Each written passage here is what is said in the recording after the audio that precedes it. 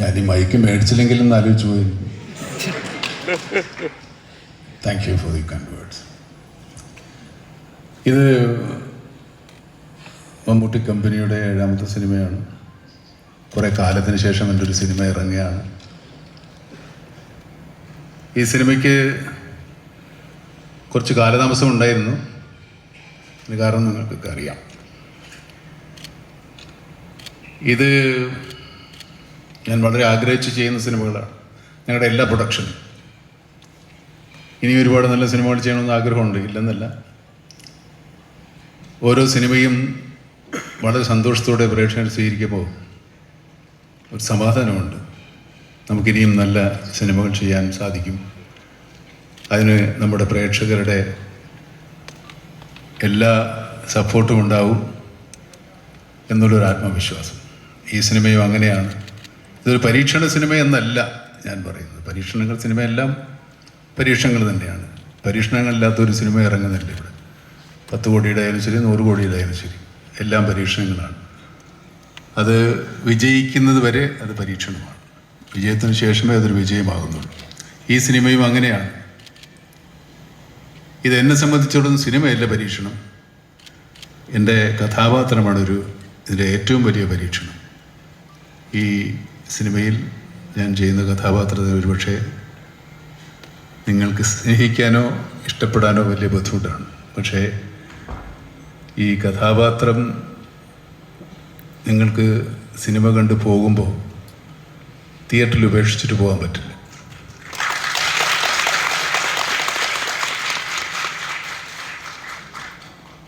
ഈ സിനിമയിൽ എനിക്ക് ആദ്യം ഓഫർ ചെയ്ത റോള് പോലീസ് ഉദ്യോഗസ്ഥൻ്റെയാണ്. അതെന്നേക്കാൾ കുറച്ചുകൂടെ നന്നായി ചെയ്യാൻ വിനായകനാണ് നല്ലതെന്ന് എനിക്ക് തോന്നുന്നു. അദ്ദേഹത്തെ സമീപിച്ചപ്പോൾ പുതുക്കാരൻ എന്നെ വിശ്വാസമല്ല, ശരിക്കും ഞാൻ തന്നെയാണോ, നിങ്ങൾ വിനായകനാണോ ഉദ്ദേശിച്ചത്?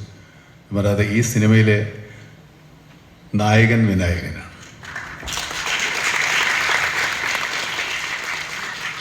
നമ്മൾ അങ്ങനെ തന്നെയാണ് പോസ്റ്ററിൽ ഇട്ടിരിക്കുന്നത്. ഈ പോസ്റ്റർ കണ്ടില്ല. വിനായകനാണ് നമ്മുടെ സിനിമയിലെ നായകൻ. ഞാൻ നായകനാണ്, പക്ഷേ പ്രതിനായകനാണ്.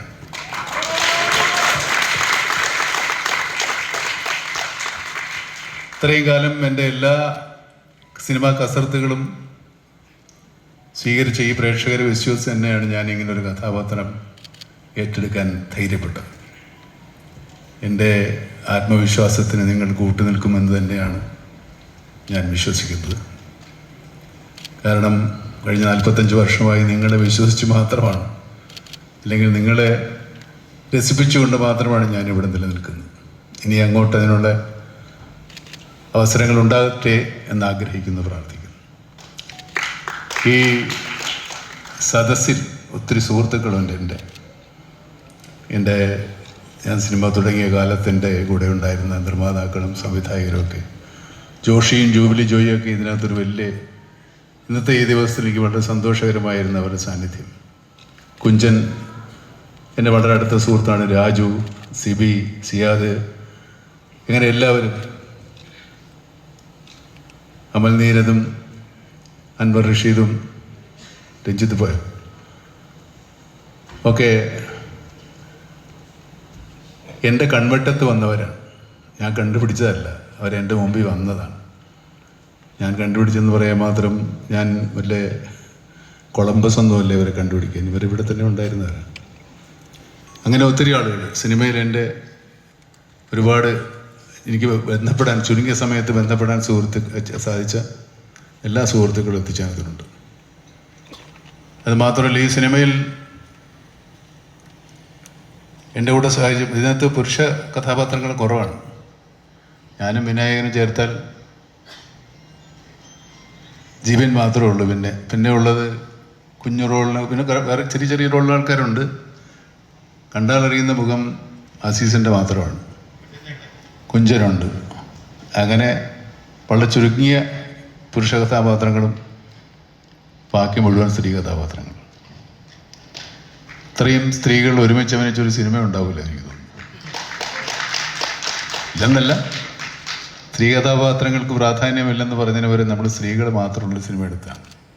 പക്ഷെ അവരെല്ലാവരും ഈ സിനിമയോട് സഹകരിച്ചു. ഇപ്പം നമുക്കിപ്പോൾ ഇങ്ങോട്ട് വിളിക്കണോ?